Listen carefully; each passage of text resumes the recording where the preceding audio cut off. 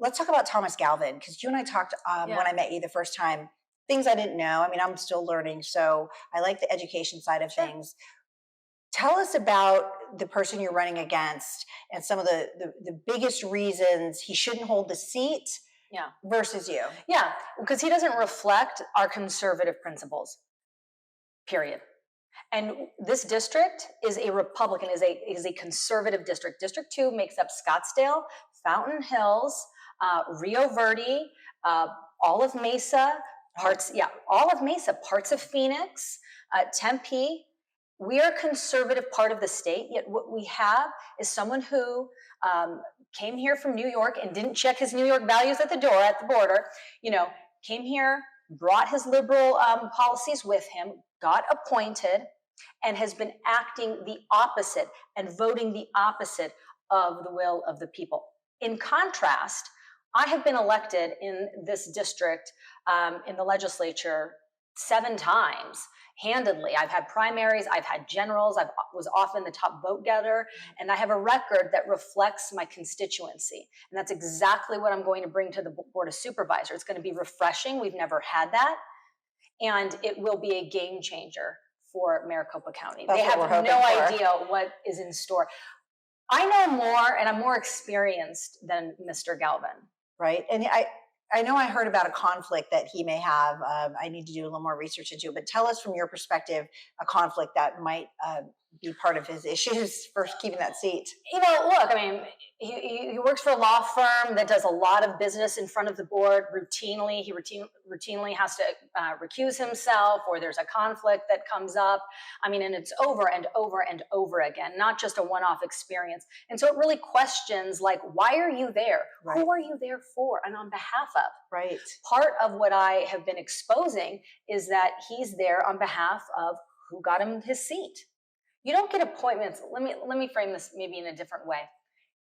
In this district, in District 2, Supervisorial District 2, you have people like Alex Collison, Joe Chaplick, Senator Kavanaugh,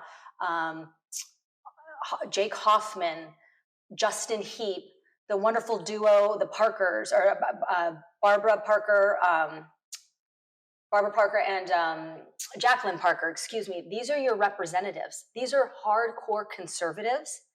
And then the board representative is someone that's liberal. Right. How is that even possible? The most liberal city in America. I know, and bringing all of that, voting with the Democrats. So he votes with the Democrats, and that says it all, honestly. And supports Katie Hobbs and Adrian Fontes.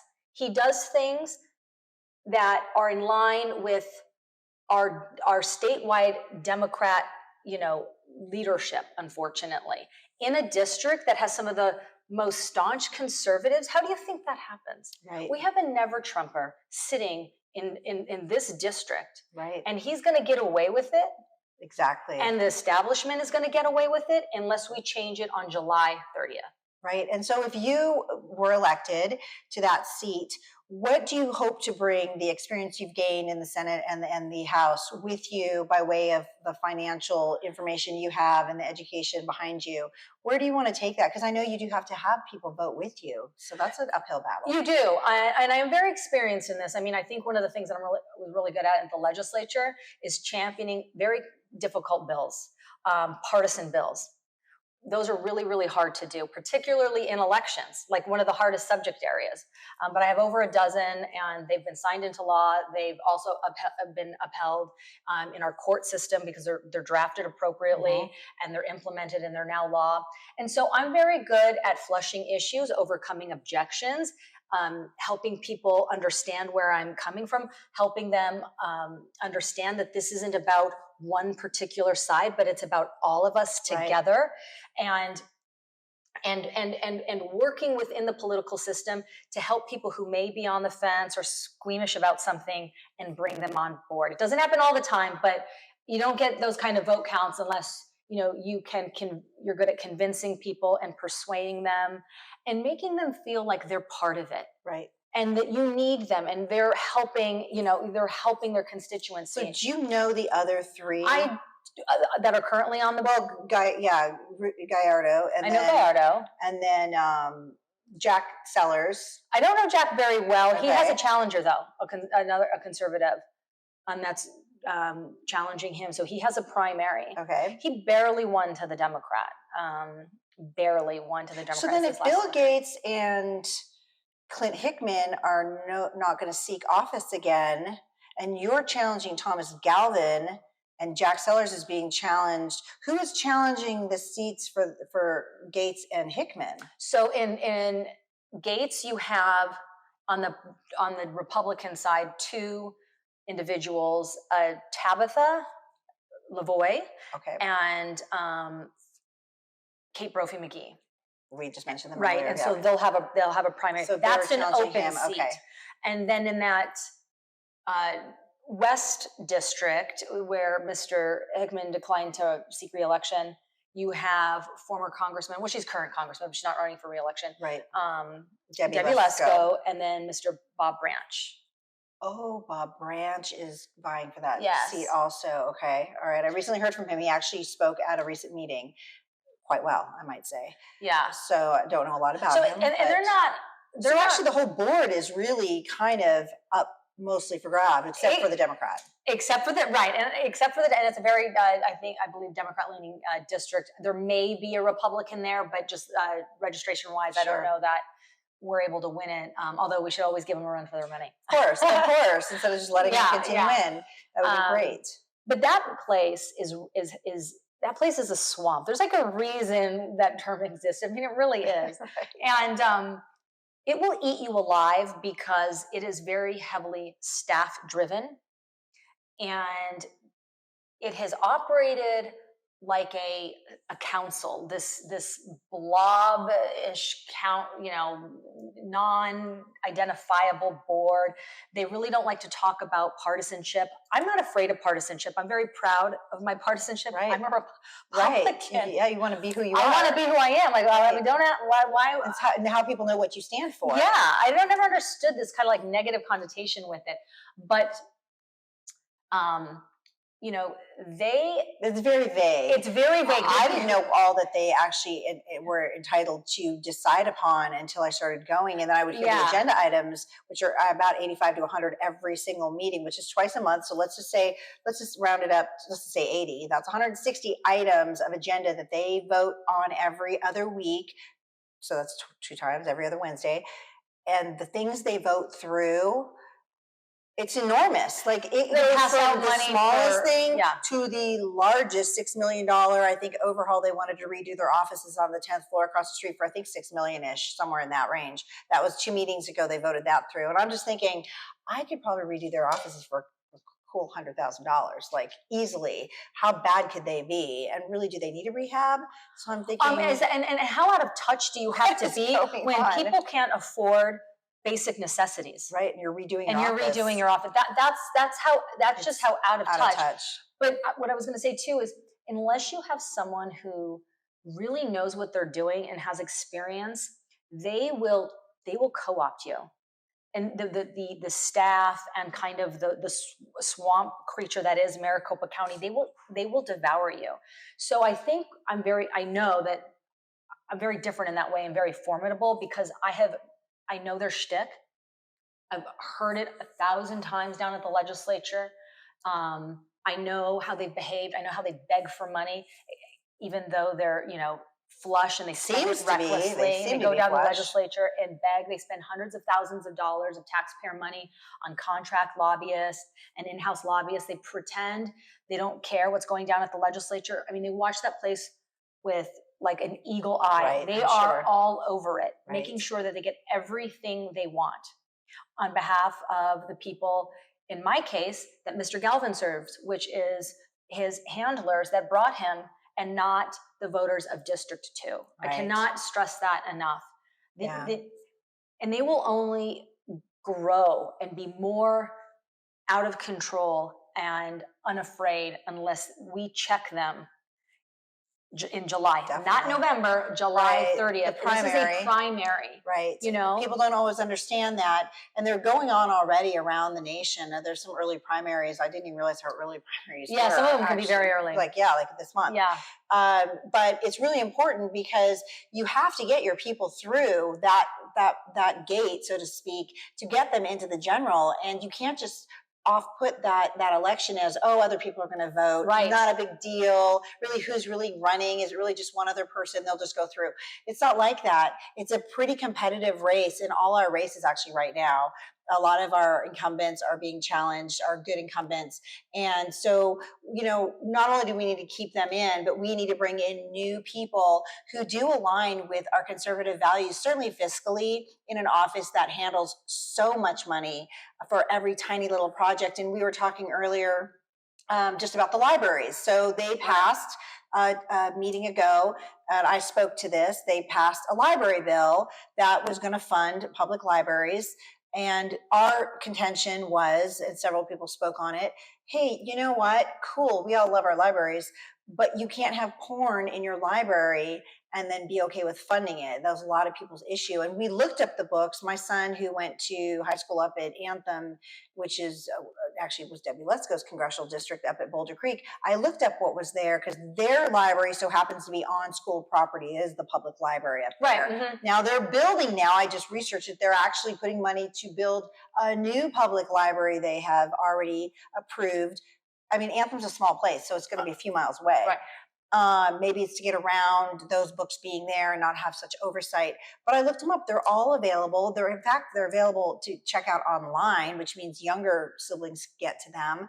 And they heard us talk, and then they were just like, yay, yay, yay. And they just all approved that budget to go through for that library. And I know you had a bill before about more parental oversight with libraries, I think with information in libraries. So it was a Jake Hoffman bill, and I supported it. And then I also worked with him this session too, because he did it again. I don't believe it was signed. Or maybe it was, and then he's doing a new version. And I worked with him on an amendment so that some of that parental oversight was applicable to county libraries. And he was really going after the school propaganda, Right. a lot of this sexualization of our kids. And we ask ourselves, what is a woke agenda and how are they implementing it? And I think this serves up a perfect opportunity to demonstrate how they implement it, because again, you think it's innocuous, it's just a library. Well, no, they are minds of children. but they're going after. So I brought this up, and it's gotten some attention, but it needs a lot more. But Maricopa County library districts, not municipal, county library districts, they are actively promoting sexually graphic and explicit and really inappropriate, highly inappropriate. We actually brought some examples to that meeting. And material to our kids. Yes. It's not just available. There's displays with ribbons and tablecloths, and it looks inviting, and it looks secure, and it looks safe.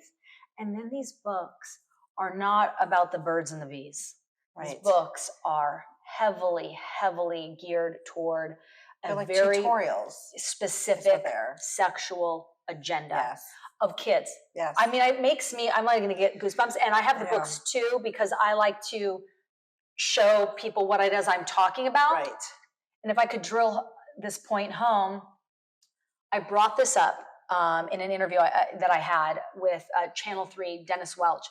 And I was talking about the race. And I brought this up to show a contrast of how he does what he supports and what I wouldn't support, and why that's offensive to people of District 2 and frankly, the entire state. Right. And it and they took it out of my interview. They cut it. They censored it.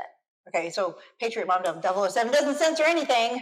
And it was legitimate. It's a legitimate concern. Why would they want to censor that? I mean, are they pro porn for kids? That's a weird thing for a news channel to censor to begin with.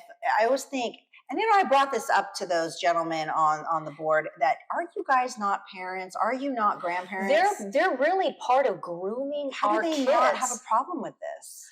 just from their own dealing with their own children and grandkids, nieces and nephews. It's the weirdest thing to me that they would even be as moderately normal people. They don't seem, they don't seem crazy. They don't seem far either way. It just seems very odd to me that they would even be okay with it.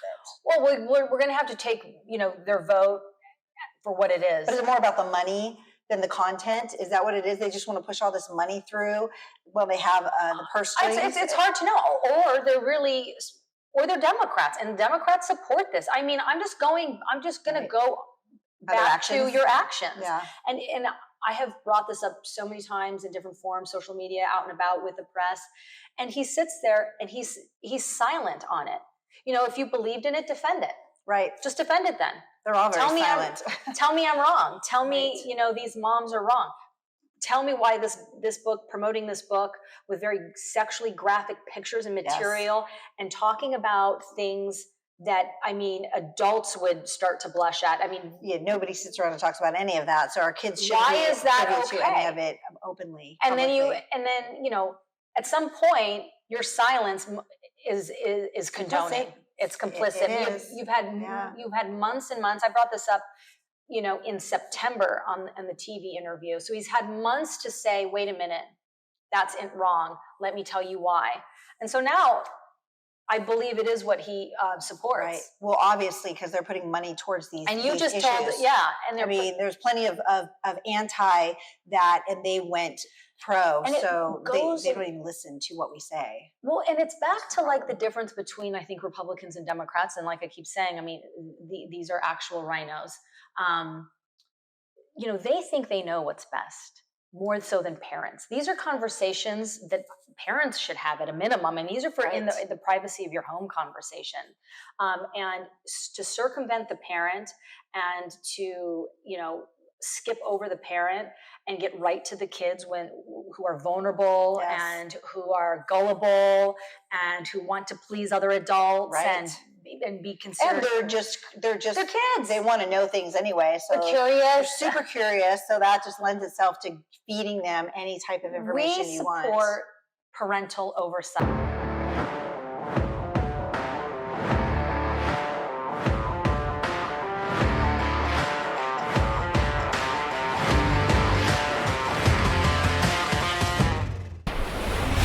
President's former National Security Advisor, Lieutenant General Michael Flynn, pleaded guilty today to lying to the FBI. Flynn knew exactly how the system worked. He knew exactly what the intel world had been up to. He understood its funding. They had to get rid of Flynn. There was a moment where I just felt like I was drowning.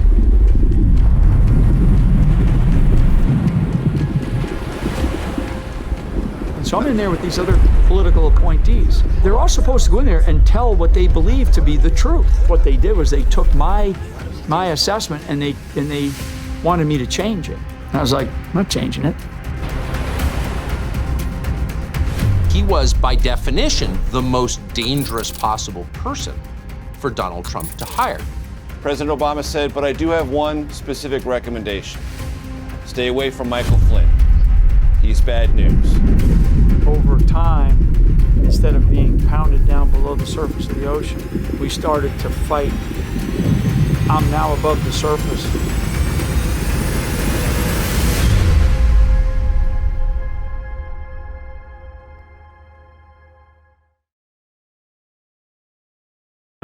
If we lose freedom here, there is no place to escape to. This is the last stand on earth.